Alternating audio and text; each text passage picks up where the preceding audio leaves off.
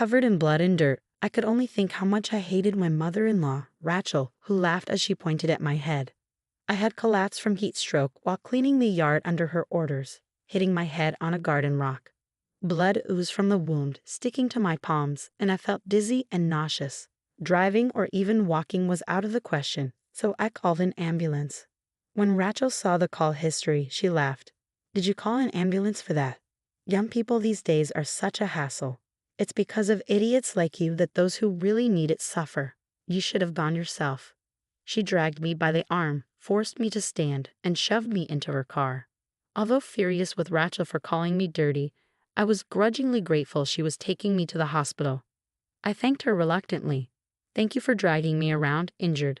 "It's fine. You're supposed to go to the hospital by yourself." She laughed as she steered the car.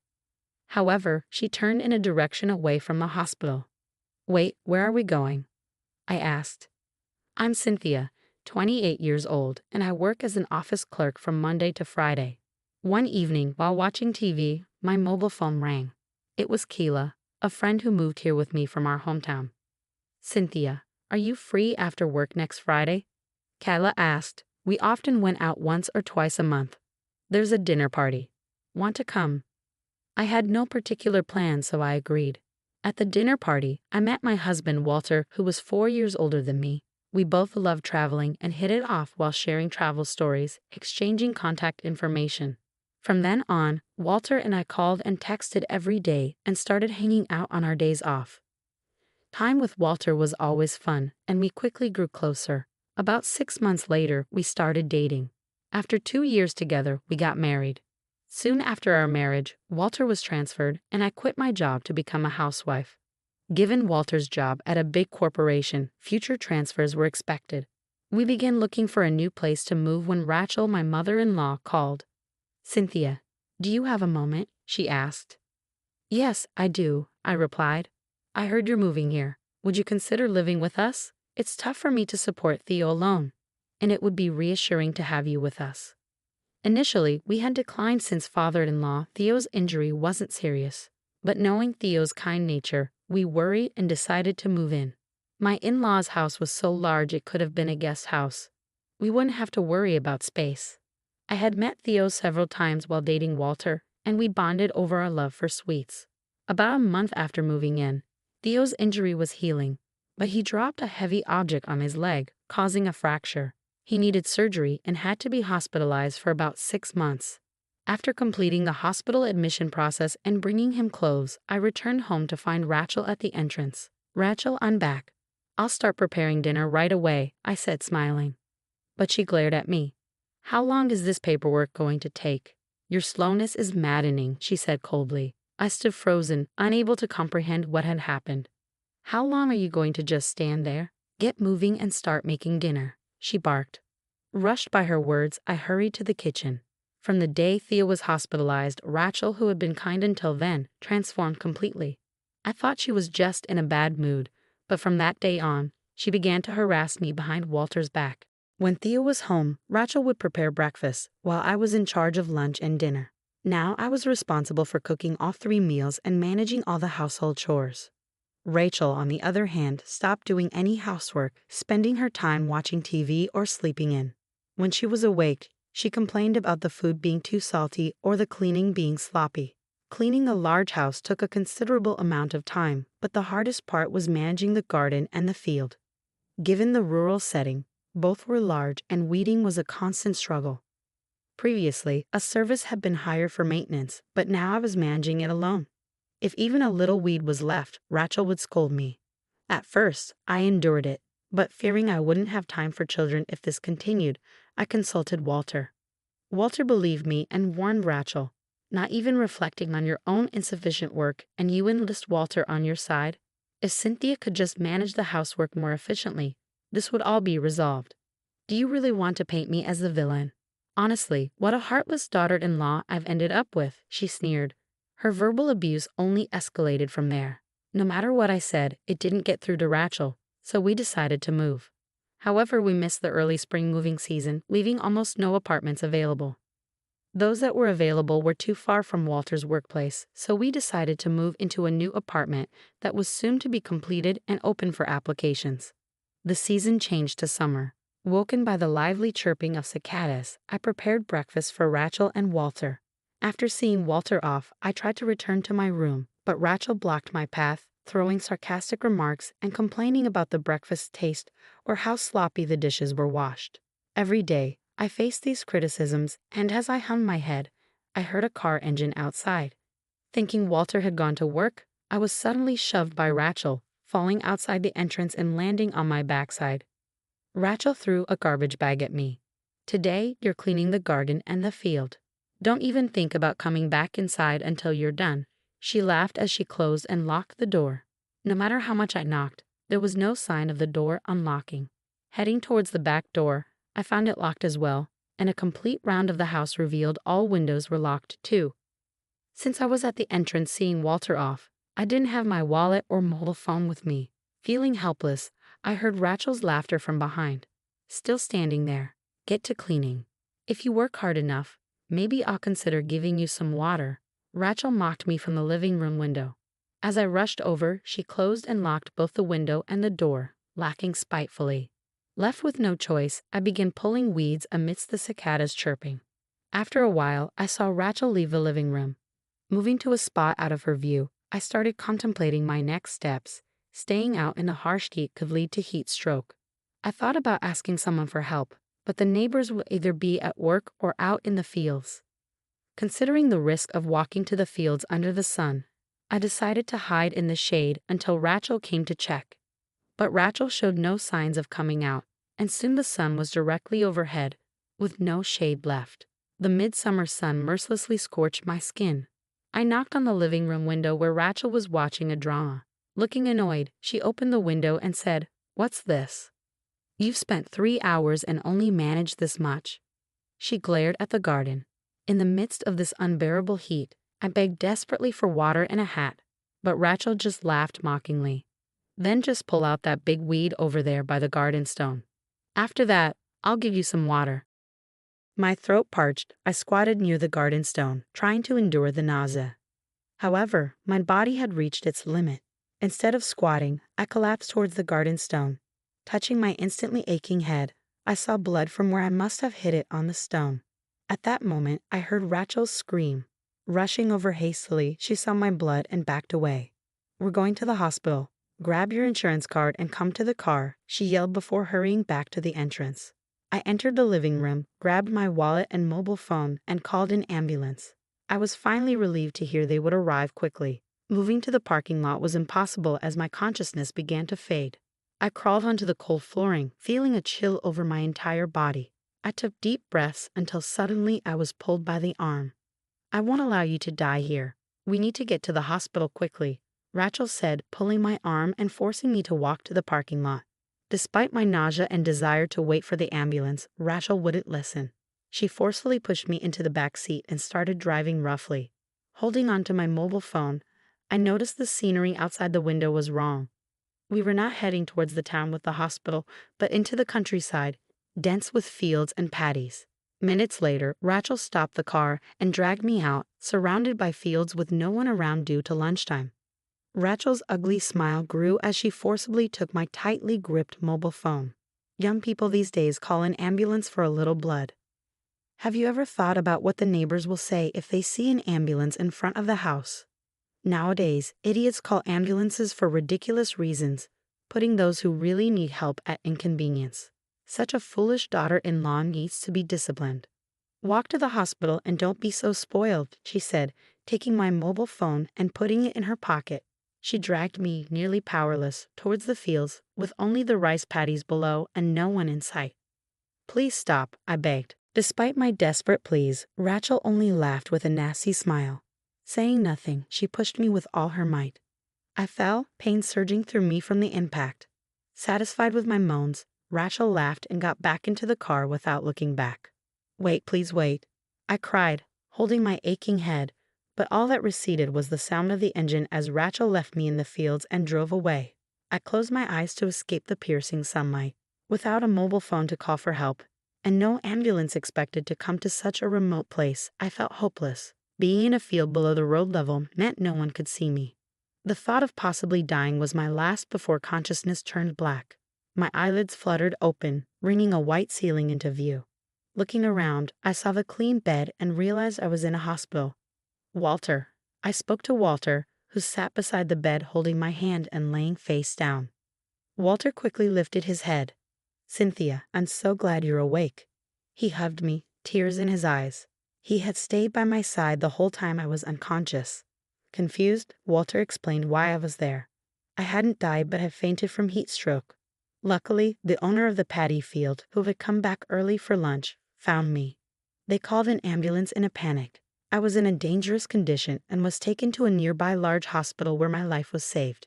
Hearing the hospital's name, I realized it was where Theo was hospitalized. Theo had come to check on me several times, worried, so I thought I'd thank him later. Then my thoughts turned to Rachel. "Walter, what about her?" Walter gripped my hand tightly and began to speak with a stern face. Rachel, seemingly unaware of anything, had returned home and tried to send the ambulance away, claiming she knew nothing when it arrived. Suspicious, the emergency services personnel were inquiring if Rachel might be the perpetrator of a prank call when suddenly the door opened. "Mom, what happened? Why is there an ambulance parked at our house?" It was Walter who had rushed in. He was supposed to have the day off but had gone to work due to an unavoidable task and had returned home as planned in the early afternoon. The emergency services explained that they had come to the house in response to a call about someone with heat stroke symptoms and bleeding from the head. But since I, the caller, was nowhere to be found, they were speaking with Rachel. Surprised by their ominous tone, Walter immediately called my phone. At that moment, Rachel, sweating and smiling nervously, grabbed Walter's arm. "I remember now, shopping. I said I was going out for lunch supplies, so she should be back soon, right?" Walter was not the only one who felt suspicious. "Sir, please call your wife," said one of the emergency services personnel. "Didn't you hear? She said she'd be back soon." As soon as the emergency services person said that, Rachel lunged at them, confronting the man aggressively. Meanwhile, Walter dialed my mobile phone. The ringtone from my phone could be heard coming from Rachel's pocket. "This is my ringtone." I had Cynthia listen and set the same tone. What a coincidence that I'm getting a call at this very moment. "Mom, show me your phone." Walter pressed Rachel, who was rapidly making excuses. Frustrated by Rachel's act of ignorance, Walter forcibly reached into her pocket and pulled my mobile phone out. He glared at her. Rachel let out a small scream and ran up to the second floor as if fleeing from Walter. Chasing immediately, Rachel slipped just before reaching the top of the stairs and tumbled down, her legs bending in clearly unnatural directions. Ultimately, Rachel, crying from the pain in her legs, was too preoccupied to speak about me. The emergency services said they would contact the police to start a search, and Walter readily agreed. Unable to leave Rachel in that state, they reluctantly took her to the hospital by car. Upon arriving at the hospital, Walter found me by chance. If I hadn't been at the hospital, they were planning to contact me after I woke up to hear what happened. But finding me by chance, Walter left Rachel to the doctors and stayed by my side the entire time. "Cynthia, I'm sorry. I never thought Mom could do something like this. She's mean, but not violent, not like this. I'm really sorry for putting you in danger. I'm just glad you're alive." Walter apologized with tears streaming down his face. Fortunately, the cut on my head wasn't serious, and the bleeding had stopped by the time I was brought to the hospital. The heat stroke was more severe, and I was still on an IV, but it was nearly finished. If there were no dizziness or other symptoms, I could go home. Thinking about returning to that house made me feel heavy. Then I wondered what had become of Rachel since coming to the hospital. "It's not your fault, Walter, but I can't live with her anymore." "What happened to her?" I asked while stroking Walter's crying back. Walter, looking slightly uncomfortable, replied, "Actually, she's in the room next door due to bed availability." Rachel was currently next door. I could feel my heart racing, considering what might have happened if I hadn't been found. The thought made me shiver with fear and anger. Mom broke both her legs and will be hospitalized for a while. "She's definitely being punished," Walter said with a grim face. I couldn't stay silent. "Walter, I'm going to Rachel's room now," I said as I got out of bed, stable on my feet. Walter accompanied me to the next room. The room was empty except for Rachel. I walked up to her bed and said, "What a terrible sight. Do you understand a little now why someone might want to call an ambulance?" I glared at her. Upon seeing me, Rachel spat out, "You look well enough. It must have been all an act," and refused to even make eye contact. Unable to contain my anger, I retorted, "I'm only well because an ambulance was called right after. If not, I might not be here today. Meeting you now, I see you have no remorse for what you've done. I will sue you. Be prepared." Rachel hurled insults, calling me a failure of a daughter-in-law, and screamed, "I won't allow you to sue me." But I ignored her and left the room. I was discharged the next day. I immediately went to view a new apartment I had applied for and decided to move in the same day. We packed our things without any rush and moved out of Rachel's house.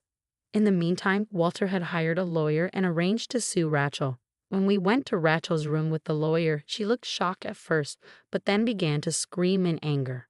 "Do you even realize what you're doing? Is it so wrong for a young person to clean the garden? Getting heat stroke was your own fault." Honestly, it's tough to sue without direct evidence of what happened before Cynthia collapsed, the lawyer said, but we have the call history from Cynthia's phone requesting an ambulance. After that time, we saw Mom with Cynthia's phone, not to mention Cynthia's blood in Mom's car. We plan to pursue these points in the lawsuit. Shocked by Walter's cold words, Rachel broke down crying, hurling insults at me. "Say whatever you want, but be prepared for additional compensation for slander or defamation," I said firmly, leaving Rachel crying helplessly. We left the rest to the lawyer and moved to our new apartment, enjoying a peaceful life just for the two of us. 3 months later, Rachel called. No one had provided Rachel with a mobile during her hospital stay, so I had forgotten to block her number. Seeing Walter nod, I hesitantly answered the call. "Why is nobody home? This is your house, right? Come back home with your son. Theo and I have injured our legs. We need someone to take care of us. Even someone as dumb as you should understand that it's a wife's duty to care for her in-laws, right?" Just as Walter was about to yell, we heard Rachel laughing over the phone. "And return the money I lent you quickly. Complaining about compensation after borrowing from your parents. I never understand what goes through the mind of a stupid woman. I'll have to properly educate you again on that rotten mindset." Even though I took a few seconds to absorb Rachel's words, I still had no idea what she was saying. From what Rachel continued to say, it seemed that she thought the compensation she paid me was money she lent me. Confused by Rachel's words, Walter grabbed the phone. "The only one with a rotten mind and attitude here is Mom. We want nothing to do with you anymore. Don't ever come back. Don't ever meet us again. Look up the meaning of compensation in a dictionary. Stay out of our lives forever," he yelled before hanging up and immediately blocking her number. Walter even deleted Rachel's contact information. Although we had settled with Rachel through compensation, I decided to report her actions to the police. It turned out Rachel was already being sued by the owner of the rice field. My fall had disrupted the rice planting, significantly affecting the harvest, and damaged the pump used to manage water in the field. The owner was furious. Rachel, having paid me compensation, was nearly broke and unable to repay her debts. That's why she demanded the money back from me, but it was no longer my concern. I had visited the owner with a fruit basket as an apology, but they laughed it off, saying the person who pushed me was to blame. Eventually, Rachel had to take out a loan to pay a settlement to the owner and was working hard to repay it. Rachel was also facing divorce from Theo and had been kicked out of her home. She never changed her view of me as the one who took her precious son away. It seemed Rachel couldn't stand the sight of Theo and me getting along well. She mercilessly tasked me with chores while Theo was hospitalized, trying to teach me a lesson about who held the upper hand. As a result, her actions almost led to manslaughter, causing even Theo to disown her. After the division of property, Theo sold the family home and moved. Rachel, left without a home, now struggles through her days in a terrible state. She is still looking for Theo, but she will never find him because he is now living with us. We're staying together until Theo decides on his next place without letting Rachel know, of course. Theo has safely been discharged from a hospital and has improved enough to go for daily walks as part of his rehabilitation. His everyday activities have slowed down a bit, but he doesn't require live-in care. So we've chosen to stay close and watch over him. Theo and I continue to have a great relationship, and for a change of scenery, we often go on trips or dine out